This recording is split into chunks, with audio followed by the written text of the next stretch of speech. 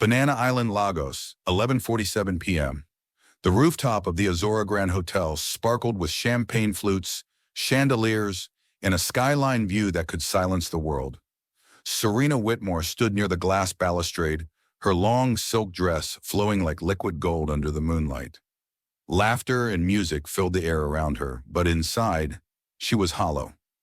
"Happy 25th birthday," a friend toasted, handing her a tall glass of something expensive and fruity. Serena raised her glass with a forced smile. "To another year of survival." Everyone laughed. No one knew she was aching.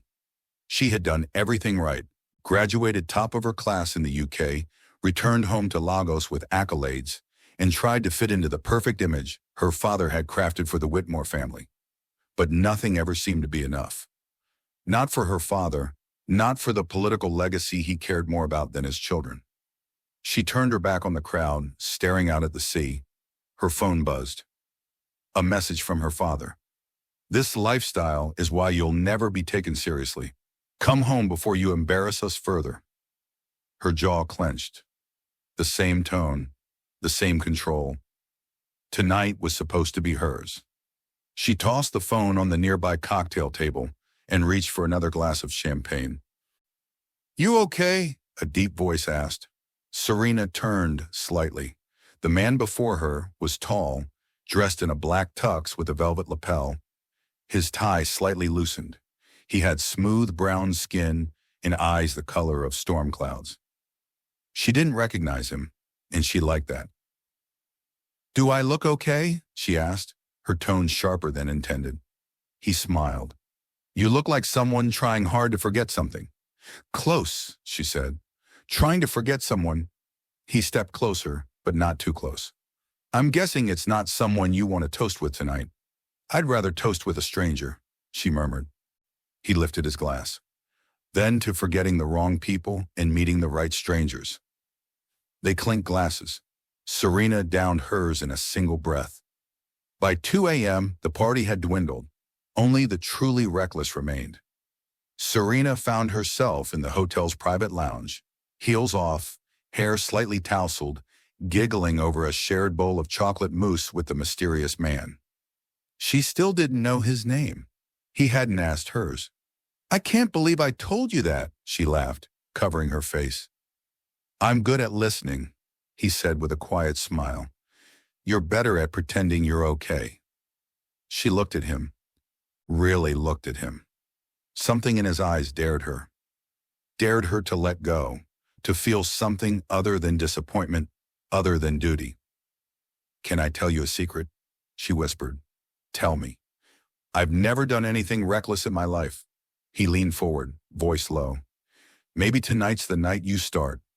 The hotel suite smelled of roses and rainfall. Serena's birthday dress was a puddle of gold on the floor. His jacket had been tossed carelessly over a chair. They stood by the window, the city lights painting their skin in hues of fire and midnight. They didn't speak. Not when his lips found her collarbone. Not when she arched toward his warmth like she had waited her whole life for it. Not when she moaned his name and realized she didn't even know it. He kissed her again, rushed this time. She knew this was wrong. Hell, she didn't even know this man, but who cares he was doing to her body she didn't believe were possible. He carefully placed her on the bed and entered her, deeply and possessively. He made love to her like he had known her for years, and she loved it. I couldn't get enough of him. I was tired and sore, but I didn't care. I didn't want to sleep. I wanted the ache. I wanted him in me all the time, his weight on top of me. I wanted to squeeze him in further and further. I wanted to watch his face. I wanted his sweat to drop onto me. I wanted to drop mine on him. I got on top of him. I'd never done it before. I couldn't really believe it. I was doing this. I was inventing something. I held him and put him in.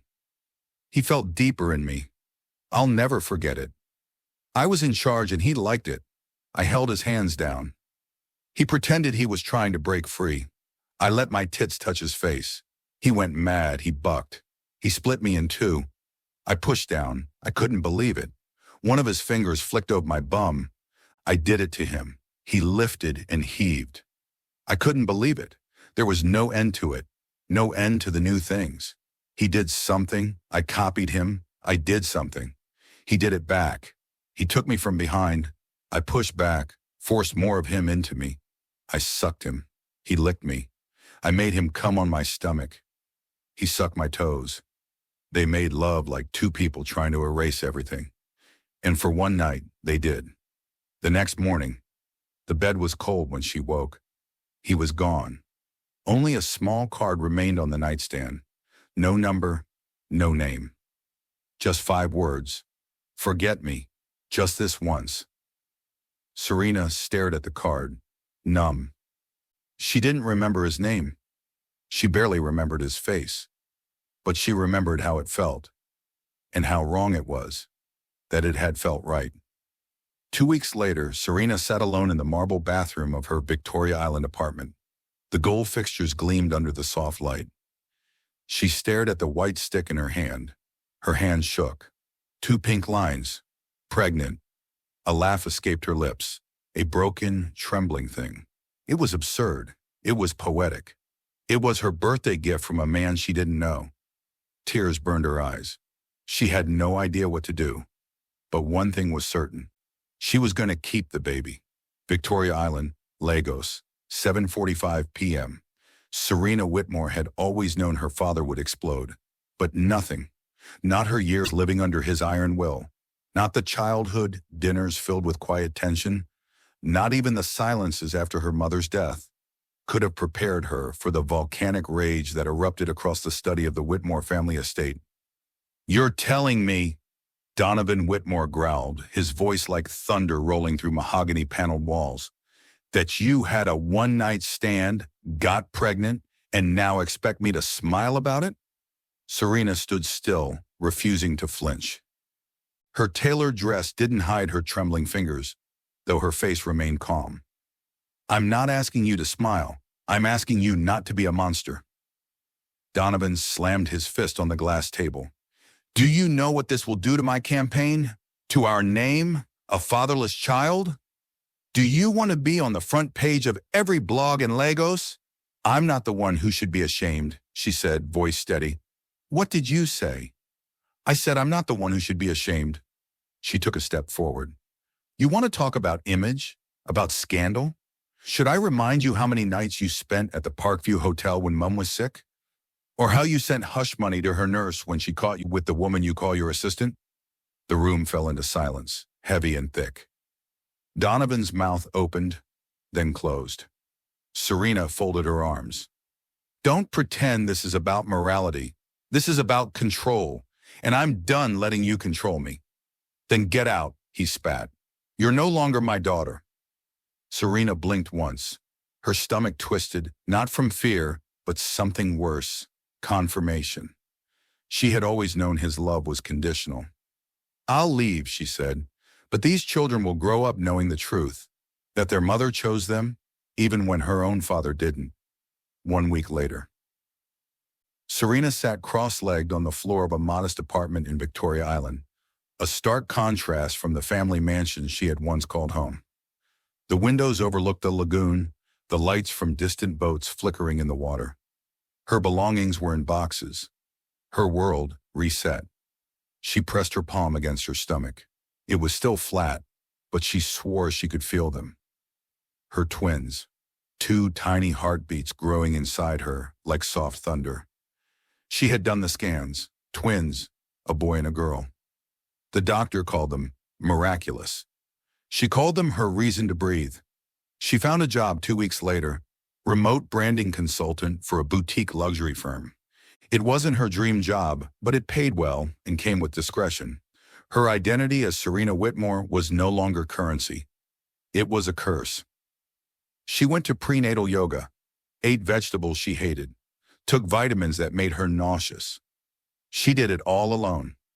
And on nights when the loneliness clung to her ribs like wet fabric, she would light a single candle by the window and whisper to the twins in her belly. "I don't know who your father was. I barely remember his voice. But I remember how he made me feel.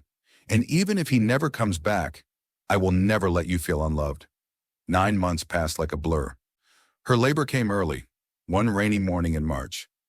She was rushed to a private maternity hospital in Lekki, alone but determined. 12 hours later, her screams echoed through a soundproof delivery room as she brought two lives into the world. First, a boy, crying with the lungs of a warrior. Then a girl, silent at first, then with a soft gasp that became a wail. Lekki, Lagos Private Maternity Hospital, March 18, 7:02 a.m. The soft gasp of the baby girl filled the air just seconds after her brother's wail. Serena Whitmore lay motionless on the delivery bed, her body trembling with exhaustion and quiet awe. Her heart thudded slowly in her ears as warm tears streamed down her cheeks. The nurse's gloved hands gently placed both babies against her chest, their tiny bodies slick and warm. The boy nuzzled instinctively into her neck, fists curled tight, while the girl blinked up at her with heavy lids in a faint questioning whimper. "You did beautifully, madam," the midwife whispered, adjusting blanket over the newborns. "They're strong, and they're perfect." Serena stared down at them. Two pieces of her heart she had never known were missing until now. She whispered their names, the ones she had repeated every night to her belly like a sacred ritual. Zayden and Sienna. No last names, no father's name, just hers, and that would be enough. "I'm your mum," she whispered, brushing a trembling finger across Zayden's cheek, "and I will never, ever leave you." She was still clutching the birth certificate paperwork when a man entered her room 3 hours later. He was dressed like hospital staff, scrubs, clipboard, Idaho badge that flashed just long enough to pass unnoticed. Her eyes were heavy with fatigue. She didn't question his presence. "I'm here to check vitals," he said with a calm, trained voice, "for the neonatal transfer." Serena blinked. "Transfer?" He smiled. "Standard precaution. The twins showed some slight irregularities in their oxygen levels. It's nothing alarming, but Dr. Obafemi suggested a quick observation in a neonatal suite across campus." Serena's instincts stirred, but she was too weak, too drugged, too trusting. Her eyelids fluttered closed. By the time she woke up, the babies were gone. 2 hours later, a different nurse arrived to help Serena attempt her first steps after birth. Serena asked groggily where her twins were. "They should be with you," the nurse said, alarmed. A panicked call to the pediatric ward turned into a hospital-wide alert, but no one had seen the man. No one remembered signing off on a transfer. The only thing left behind was the discharge folder, filled with fabricated results, false defects, and a brief line. Fatal congenital abnormalities. Babies did not survive. Serena's screams echoed so violently through the hall. The receptionist dropped her coffee. That same week across Lagos, he couldn't stop thinking about her. Not the way she looked, though he remembered how the moonlight bathed her in gold. Not her voice, though he could still hear the way she laughed into her champagne flute. No, what haunted him most was the silence she left behind, the nameless beauty from the Azora Grande. One night, no details, no trace, not even a number. Nathaniel Blake, Lagos' most elusive billionaire tech mogul, had never believed in fate. Until that night. He had gone back to the rooftop suite 3 days later, hoping she'd return. She didn't. He'd asked around, casually, then aggressively. But no one had her name. She had used a guest pass to enter the party. No hotel record, no event list. Just the memory of her perfume, jasmine and vanilla, and the ache she'd left in his chest. He hadn't been able to focus since. His team noticed his mood shifts. His board noticed his silence. But he didn't care. He had to find her. Somewhere in Lagos. She was out there. And he wasn't going to stop searching. 2 weeks later, Serena was discharged from the hospital with empty arms. No funeral, no grave. Only an envelope with medical documentation she didn't believe. And a clinical, final note, "We regret your loss." Her lawyer urged her to pursue it legally, but without evidence or money, her voice was just another whisper in the chaos of Lagos. She moved back into her cramped Victoria Island apartment, refusing to step foot in her father's estate. She couldn't bear the echo of that last conversation, couldn't forget his venom. "You're no longer my daughter. And now, not even a mother. But grief has a strange way of reshaping people. Serena did not break. She rebuilt. Lekki, Lagos. Private maternity hospital, March 19th, 6:05 a.m. The sun had barely stretched over the lagoon when Adrian Whitmore stepped into the maternity ward, flanked by two men in plain suits. His expression was hard, calculated. In one hand, he held an envelope. In the other, a birth certificate authorization form with a single box checked. No registration requested. He didn't ask to see Serena. He didn't even look at the babies. "They'll ruin everything," he muttered under his breath. The ward matrons stared at him, unsettled. "Sir, I don't think this is how—" "They were born with congenital defects," Donovan interrupted coolly. "There'll be liabilities. Their mother is in no condition to decide anything. I'm doing this for the family's name. Now, take them." The matron hesitated, but money silenced questions. A briefcase exchanged hands. And just like that, Zayden and Sienna were gone. Mainland Lagos, home of Mercy Orphanage, March 19th, 10:43 a.m. It rained when the SUV pulled into the back alley of the orphanage. The man who stepped out wore gloves, a mask, and a scowl. In his arms were two newborns, bundled in matching hospital blankets. He didn't speak to the matron. He simply handed her an envelope of cash and a typed note. No names, no records, no inquiries. And he left. Auntie Elsie, the head caretaker, rocked the infants gently. "Poor angels," she murmured, "born into lies." She had no idea who they were, or who they'd grow up to become. But fate did. Because the orphanage's silent benefactor, its anonymous guardian, was Nathaniel Blake. Banana Island, Lagos that same evening. Nathaniel Blake hated sleeping pills. But lately they were the only thing keeping him sane. He lay awake on his penthouse couch, a glass of untouched whiskey in hand, the city lights blinking through his floor-to-ceiling windows.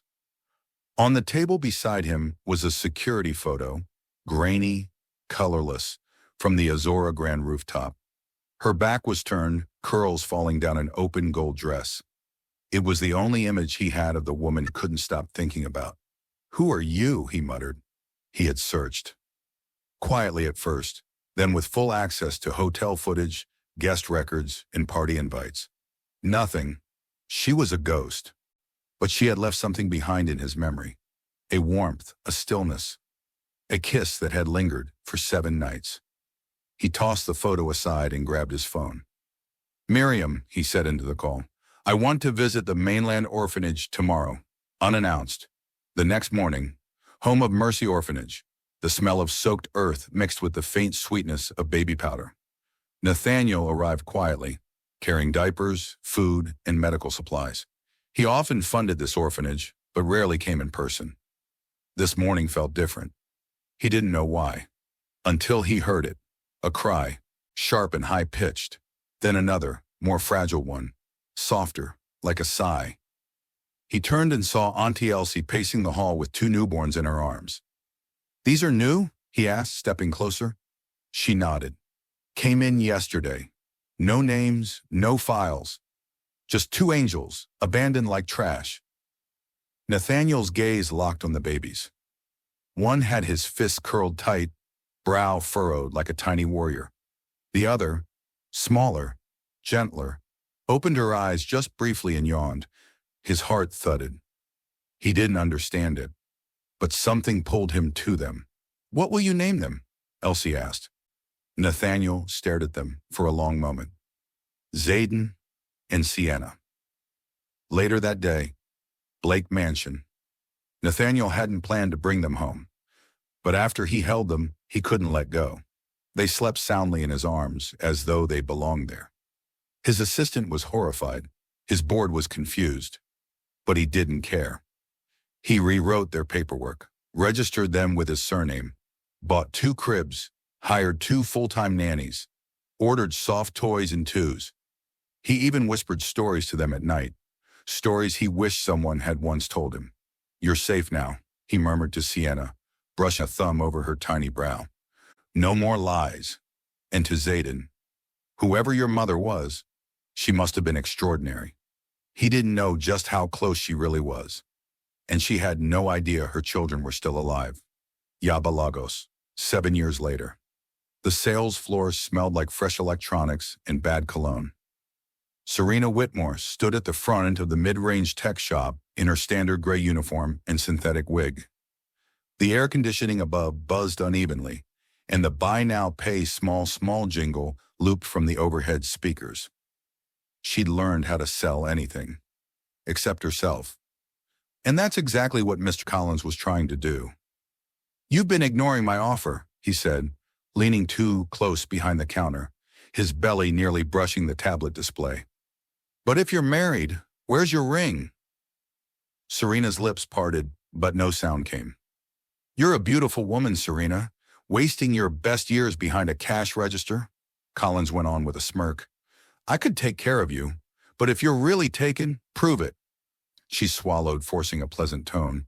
"He doesn't like me to wear rings at work." "Then bring him to the dinner this Saturday. All employees are expected to come with their partners. It's company policy now." He was bluffing, but she didn't care. She nodded, cold and slow. "Fine, I'll bring him." "Good," he said smugly, already thinking he had her cornered. "I look forward to meeting this mysterious husband." Later that night. Serena's apartment, Victoria Island. The moment she walked in, Serena dropped her purse and sat on the edge of her bed. Her hands shook. She had told that lie out of desperation, but now it was going to cost her everything. If she didn't show up with a husband at that dinner, she'd be humiliated, or worse, unemployed. She couldn't afford to lose the job. It paid for her rent, food, and occasional freelance gigs on the side. Her dream of one day starting her own branding firm had been buried under years of survival. Now she needed help, and fast. Her phone buzzed. An idea formed. She had once used a freelance site to hire a voice actor for a product video. She remembered scrolling past a strange listing. Event companion professional, discreet, believable. Be it weddings, family functions, fake fiancé situations. I deliver emotions on demand. DM at spouse role. She searched the handle. It still existed. The profile was minimal, with no photo. Just 5 words under the name. "You handle the reason." She messaged. "Hi, I need a husband. One night, a work event. I'll pay." Seconds passed. Then the reply came. "Is it to get rid of someone or convince someone?" "Both," Serena typed. "He's my boss. I lied to protect myself." "Time, date, location? And how long do we need to act in love?" Serena hesitated, then replied. "This Saturday, staff dinner, 4 hours. Pretend we've been married for 3 years." A pause. Then, "I'm in. Let's meet Friday to rehearse. Friday, the cafe at Lecky Phase 1. Serena wore her only nice dress, navy blue with small pearl buttons. She tapped her foot under the table, anxiously watching every man that walked in. And then he arrived. Not in a suit, but in a crisp black shirt, jeans, and a quiet confidence that made everyone glance twice. He walked straight to her, slid into the booth, and gave her a short nod. "I'm Adrien." "Serena." He extended a hand, not in greeting but in silent agreement. "Tell me everything about your fake marriage," he said, "so we don't mess this up." They rehearsed for over an hour. Their wedding date was invented as October 12th, 3 years ago. Their first kiss was at Freedom Park under the stars. Their fictional honeymoon was in Zanzibar. Their shared hobbies? Cooking and fighting over TV remotes. Serena had never felt more exposed or strangely safe. There was something about Adrien, something still, grounded, maybe even a little sad. "You do this often?" she asked. "Only when the situation calls for heart," he replied. "And you look like someone who's been out of reasons to lie, until now." She blinked. "That's scarily accurate." He smiled faintly. "Then we'll make them believe it." Saturday night company dinner, Victoria Island Event Center. The room was filled with folding chairs, LED lights, and the hum of small talk. Staff members were gathered around banquet tables, plastic wine glasses in hand. Serena walked in with Adrian beside her. He wore a sleek black suit with no tie. She held his arm, her heart pounding in her throat. Mr. Collins was across the room, mid-laugh until his eyes caught theirs. Serena watched his expression fall. "Serena!" he called, striding over. Adrien stepped forward, sliding his arm naturally around Serena's waist. "You must be Collins," he said, offering a firm handshake. "I've heard plenty." Collins blinked. "And you are?" "Her husband, Adrian Whitmore." "Whitmore?" Collins glanced at Serena. She smiled softly. "Yes, I took his name. We've been married 3 years." Adrien leaned closer to her, brushed her temple gently with his lips, and said, "She's the reason I smile when I wake up, even on Mondays." Serena flushed. It was fake. And yet, it didn't feel fake. The night wore on. Laughter, toasts, games. Adrien told stories that never happened as if they did. Serena laughed like she was someone else. Someone loved, respected, protected. And for a moment she forgot it was a lie. But someone across the room didn't think it was funny at all. Mr. Collins sipped his drink in silence, eyes narrowed. And elsewhere, far across town, Zayden and Serena Blake were about to ask Nathaniel the question that would spark fate again. "Daddy, do you think our real mommy is still out there?" Banana Island, Lagos. Blake residence. Nathaniel Blake sat on the plush, carpeted floor of his children's reading nook, wedged between two beanbags shaped like lions. A lullaby played softly in the background, the ceiling glowing with a slow-changing galaxy light. Zayden leaned against his chest, fidgeting with a Rubik's Cube. Sienna had her sketchpad open, eyes fluttering from half-sleep as she shaded in the last petal of a drawing. "Daddy," she murmured. Do you think our real mummy is still out there?" Nathaniel's fingers froze mid-stroke through her curls. He took a breath, hiding the tremor in his voice. "I think, whoever she is, she must have loved you very much." Zayden looked up. "Then why didn't she come back for us?" Nathaniel couldn't lie to them. So he told them the truth he believed. "Sometimes," he said gently, "good people get hurt so deeply, they disappear, even from the ones they love. But that doesn't mean they forgot you." The twins didn't say anything else. But later that night, they stood by their bedroom window, both staring at the stars, whispering the same wish. "Let her find us." Victoria Island. 2 weeks later, Adrien had called the morning after the company dinner. Then again, the next day. And then the day after that. They weren't pretending anymore. Their conversations didn't need a script. Serena found herself laughing more, smiling again, feeling lighter. They went for long walks, ate pepper soup from a quiet corner buka, sat on the edge of Echo Atlantic as the waves hit the rocks, and talked about things they thought they'd forgotten how to say. One Friday night, as they sat under a mango tree outside his modest but modern home in Lekki, Adrien watched her carefully. "You're different from the first day I met you," he said. "Different how?" "Back then, you looked like someone holding herself together with invisible glue." He reached out and gently tucked her braid behind her ear. "Now you glow." Serena's breath caught. "You make it easy to glow." He didn't kiss her. Not yet. But his eyes said everything. The following weekend, they were seated at his kitchen counter, eating popcorn and laughing about how Serena once tried to use Google Maps to navigate Mile 12 Market. "Okay," Adrien said, wiping a tear from his eye, "but now it's my turn to share something embarrassing." Serena grinned. "I'm listening." He cleared his throat. "I'm a father." Her smile froze, then softened. "Wait, what?" He nodded slowly. "Twins, a boy and a girl." Serena blinked. You have twins?" "They're 7, he added, watching her reaction. "I adopted them when they were infants. Found them in an orphanage during one of my NGO visits. Something about them just clung to my soul. I couldn't walk away." Serena's chest tightened inexplicably. "That's beautiful." He nodded. "Zayden and Sienna. They've changed my life. I thought I was rescuing them, but the truth is, They rescued me. Serena stared at her hands. Her fingers trembled slightly. Zayden. Sienna. The names echoed through her like a whisper from a dream she couldn't fully remember. She shook it off. "You're an incredible man, Adrien," she said softly. "They're lucky to have you." "They want to meet you," he said gently. Serena looked up, startled. "They've been asking me if I'll ever bring someone home, someone who makes me smile the way I smile when I text you." Her heart flipped. "You talk about me to them?" "Only the best parts," he said. "Would you come for dinner this Sunday?" Serena hesitated. Something inside her screamed yes. Another part, buried, broken, urged her to run.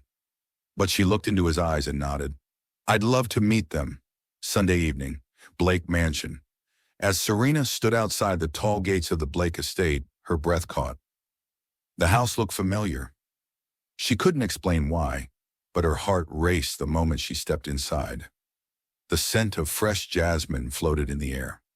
And there, by the staircase, stood two children, a boy with intelligent, serious eyes, and a girl with features so hauntingly familiar they made Serena's knees weaken.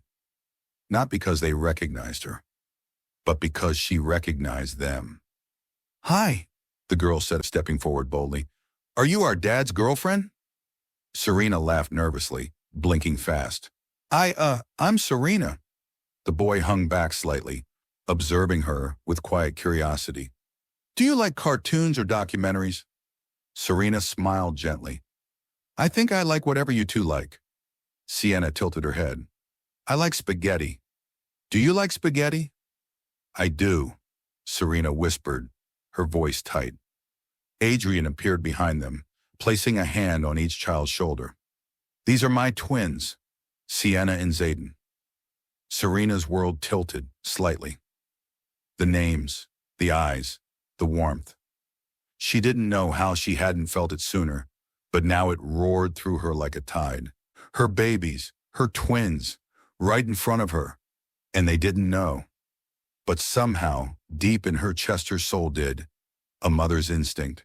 Banana Island, Lagos, Blake Mansion. Dinner was warm. Laughter bounced off the cream-colored walls, and the air was filled with the scent of spaghetti, grilled chicken, and buttered garlic bread. Serena sat across the large mahogany table, fork paused in midair as she watched them, Zayden and Sienna.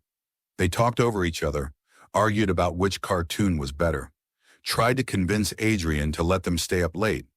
It was ordinary, and yet every moment felt extraordinary to her.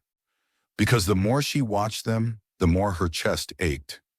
Zayden played with his spoon the exact way her mother used to tell her she did as a toddler, and Sienna had this habit of twisting a curl behind her ear when concentrating, a mirror of Serena's own nervous tick. "You're quiet," Adrien said softly beside her. Serena blinked. "Just enjoying them," he smiled. "They're a handful." "They're perfect," she whispered. Halfway through dinner, Sienna wiped her mouth with her sleeve, leaned over, and grinned at Serena. "Can I call you Mommy?" The fork fell from Serena's hand. Silence echoed. Zayden broke it, giggling. She dropped her fork. Sienna kept staring.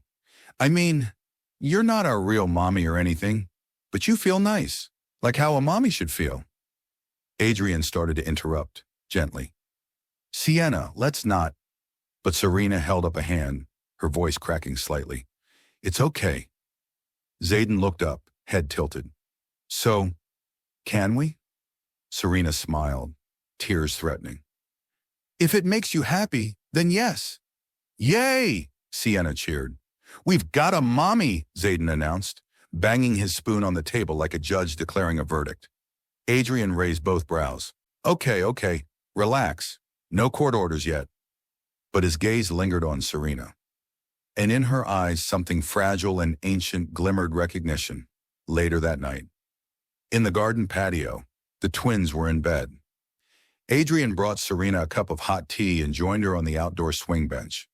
The garden lights glowed softly, and the distant waves of the lagoon whispered beyond the hedge. "You handled that well," he said, sipping his tea. Serena chuckled softly. Handled what? The mommy thing. Not everyone would be comfortable with that. Serena looked up at the stars. I think some people are born to be mothers, even if they don't get the chance. Adrien nodded, thoughtful. Then she asked carefully, do you know where they came from? He shrugged. Just the story the orphanage gave me. Abandoned as newborns. No names, no medical history.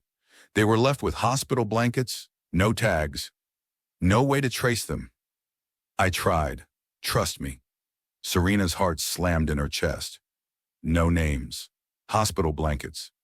Same age. Same names, she whispered the day they were born. Could it really be? No, surely not. Unless. The next morning. In the twins' bedroom, Serena stopped by before leaving. They were building a Lego city on the floor, bickering about what color the mayor's house should be. Mommy! Sienna beamed, waving a Lego figure. Look, she has your nose. Serena crouched beside her. She's beautiful. Zayden stood up, tugging her hand. Daddy says if we behave, you'll come again. She smiled. That's the plan. Then Zayden looked her dead in the eye and said, You feel familiar. Her breath caught. Familiar. He nodded. Not your face, but your hugs. Sienna chimed in. And your voice. I like how you say our names. Serena blinked, her chest aching. She couldn't ignore it anymore. Her instinct, no, her soul, was screaming. She had to do something. She might be wrong. But if she was right, if there was even a chance, she had to know. Later that day, Serena's apartment, Victoria Island. Serena sat on the floor beside her bed, holding an old folded envelope in one hand, the only record the hospital gave her the day she was discharged. Inside, a blood type report, a rare genetic marker, a note she kept out of heartbreak, not hope. She grabbed her phone and called someone she hadn't spoken to in years. Dr. Adrien, the nurse who had helped deliver her twins. I need a favor, she whispered. Do you still have access to the maternity ward's infant charts? From 7 years ago? The voice on the other end paused. Serena. What's going on? I think, her voice cracked. I think my babies are alive. Victoria Island, Lagos Serena's apartment. Serena paced the narrow stretch between her kitchen and the window, heart racing like 1,000 drum beats. Her phone buzzed again, and this time she answered before the second ring. Idara? She said, breathless. The nurse's voice came through low and cautious. Serena, I don't know what you're digging into, but I checked. Serena's stomach flipped. And? There's no death certificate, no hospital mortuary record, no staff signatures confirming your babies ever died, just a vague discharge summary. Serena's knees gave out. She sank to the floor. I knew it, she whispered, eyes stinging. They lied to me. Idara's voice softened. Whoever took them covered their tracks well. But if you think you found them, I need proof, Serena cut in. Blood, DNA, something undeniable. Do you still have the twins' newborn blood type card? From the day they were born? Serena nodded. I never threw it away. Then find a way to compare it to the children you've met, quietly.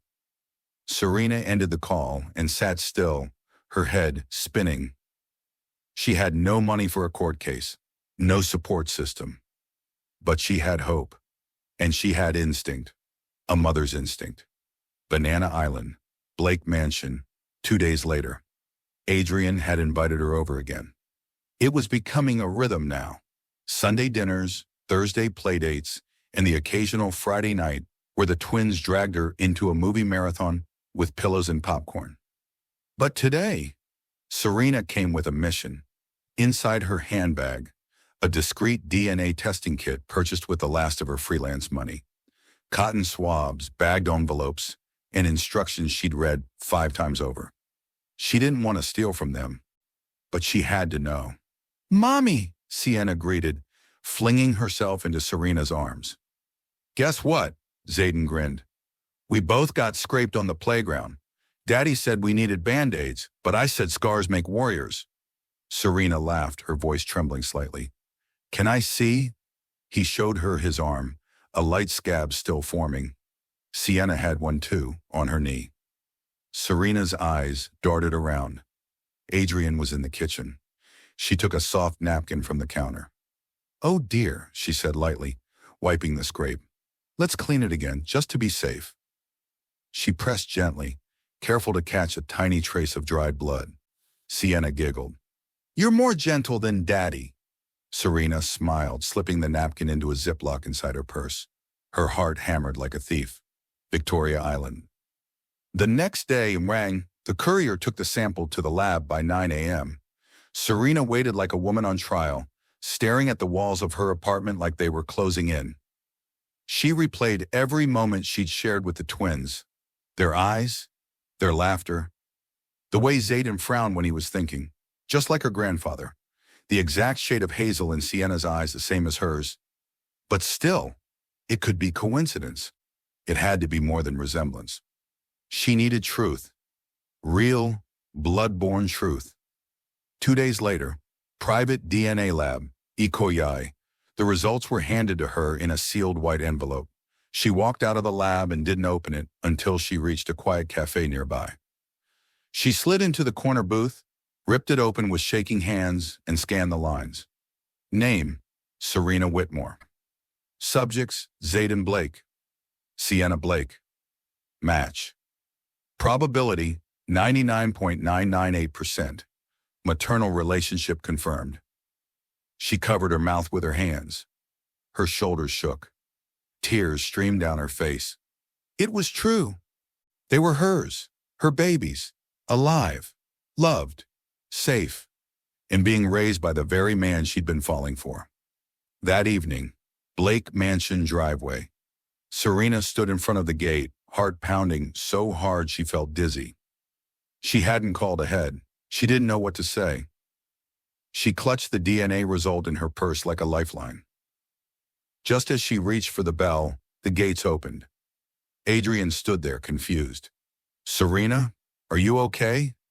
She stepped forward slowly, her eyes glossy, voice barely a whisper. I found something out, something I need to tell you. He frowned, concern spreading across his face. What is it? She looked up at him, and it hit her how deep she had already fallen. Not just for the children, but for him. And now, everything was about to change.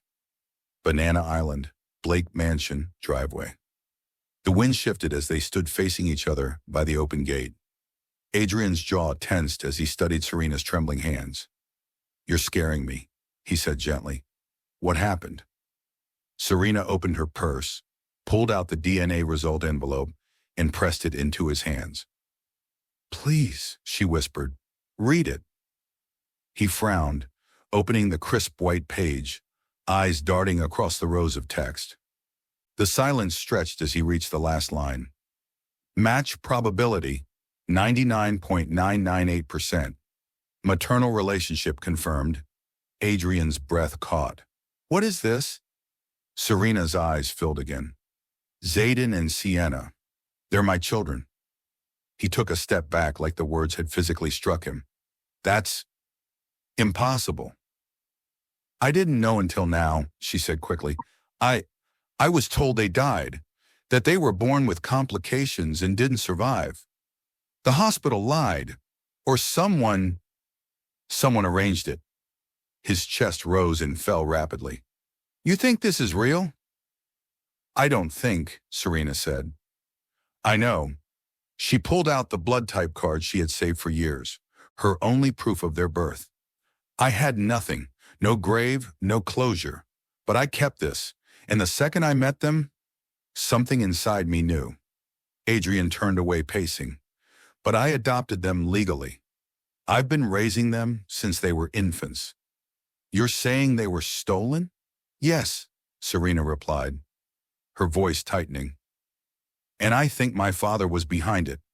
Adrien turned sharply. Donovan Whitmore? She nodded, wiping her eyes. He was furious when I kept the pregnancy. I think he He sold them off under the guise of protecting our family name. Adrien dropped onto the stone bench near the rose bushes, the weight of the revelation sinking in. I don't know how to process this, he muttered. I'm not here to take them away, Serena added quickly. God, no. You've given them everything I prayed they'd have. I needed to know, needed to be sure. And now that I am, her voice cracked again, I want to be in their lives, as their mother. Adrien looked up at her, his eyes dark and unreadable. You've been the missing piece, he said softly. I knew it from the first time they called you Mommy, but I didn't think fate would be this cruel or this kind. Later that night, the twins' bedroom. Serena sat in the armchair near the bookshelf, tucking Sienna's blanket up to her chin. Will you stay tomorrow too? The little girl asked sleepily. If your dad says it's okay, Serena whispered. Zayden yawned from his side of the bed. You smell like the lady in my dream, the one who used to sing to me before the stars came out. Serena froze. Sienna rolled over. I dreamed of you too, before we met you. Adrien stood in the doorway, arms crossed, watching them. They didn't know, but maybe their souls did. Downstairs, Blake Mansion living room. Adrien poured them both tea instead of wine. Words were too sharp tonight for alcohol. He handed her a cup and sat beside her on the long gray couch. I spent years wondering who their mother was, he said, wishing I could give them that answer. Serena stared at the steam rising from her cup. And now that you know? Adrien exhaled. Now I'm terrified. She blinked. Of what? Of losing them. Of losing you. Her eyes widened. I've watched you fall in love with them without knowing who they were, he said quietly. And I've watched them fall in love with you without knowing you gave them life. He turned toward her. That kind of bond, it's not man-made. That's the universe giving us another shot. Her hand trembled around the cup. Do you forgive me? She asked. For what? For lying, for hiding this, for not knowing sooner. He placed the cup down and gently touched her cheek. There's nothing to forgive, he said. And then he leaned in, slowly, carefully, and kissed her, softly, as if sealing every scar she had ever carried. When he pulled away, his forehead rested against hers, breath warm, voice barely a whisper. You're their mother, he said again, still in awe. And somehow you walked into our lives without knowing, without planning. Serena swallowed hard. There's more, she said softly, heart racing. He pulled back slightly. More? She nodded. You asked me once if I was okay, the day we met. I lied. I've spent the last 7 years trying to forget how I got here. He waited, watching her carefully. She set her cup aside, clasped her hands in her lap, and began. It was my 25th birthday, she said, eyes distant. There was a rooftop party at the Azora Grand Hotel. My friends had planned a surprise. I showed up wearing a gold dress, feeling numb inside. My father had just cut off my allowance because I refused to leave my branding career for politics, and I had just learned about his affair. Adrien leaned forward slowly. I didn't want to celebrate, she continued. I wanted to disappear. But then this man walked up to me. He wasn't like the others. He didn't try to impress me or ask me who I was.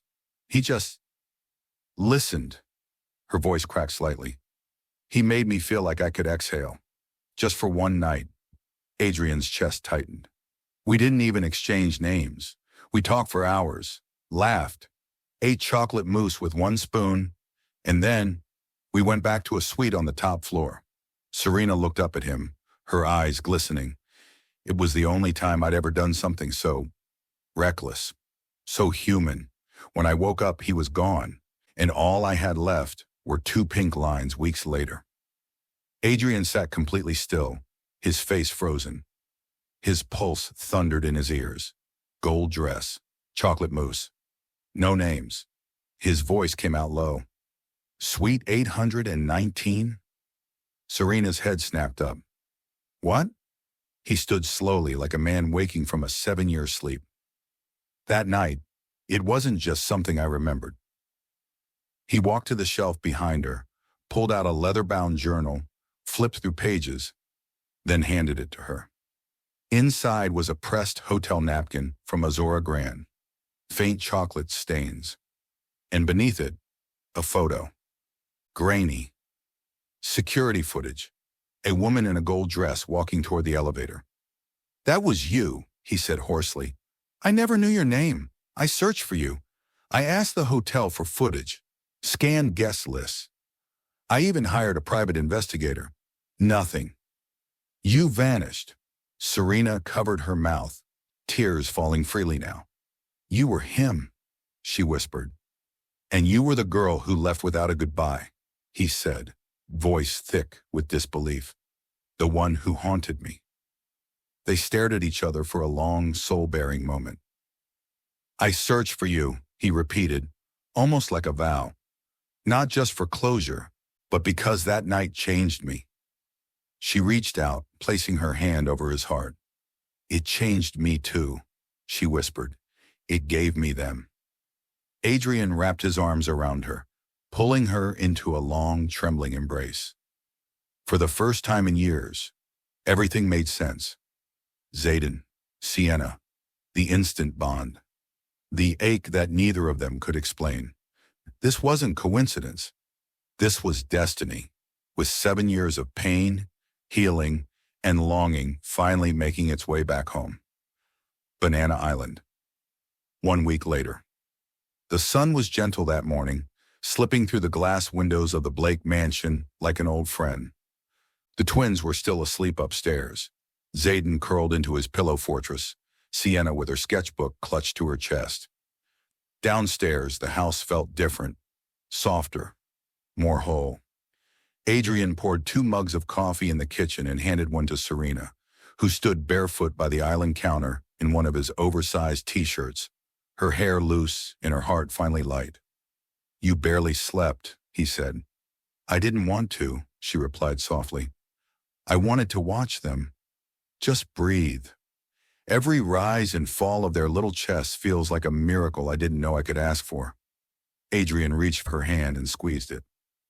You don't have to watch them from a distance anymore. She smiled gently. I know. The air between them was still thick with awe. 2 parents trying to make peace with the years lost and the years they were about to gain. I've contacted a lawyer, Adrien said. I want everything official. We'll amend their birth certificates, adjust the custody documents. You'll be listed as their mother in every way that matters. Serena's eyes shimmered. And what about us?